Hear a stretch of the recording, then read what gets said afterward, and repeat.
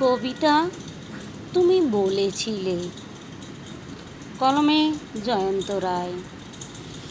তুমি বলেছিলে কোনো একদিন বৃষ্টির দিনে আমরা একসাথে ভিজব।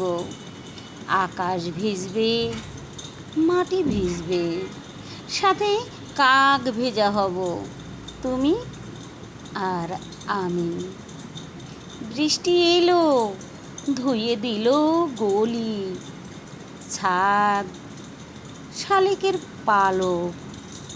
আমি বারান্দায় দাঁড়িয়ে রইলাম, কিন্তু তুমি এলে না।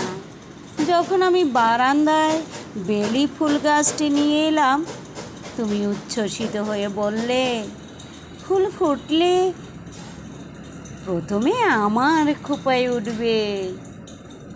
ফুল ফুটেছিল চুপি চুপি, নিঃশব্দে।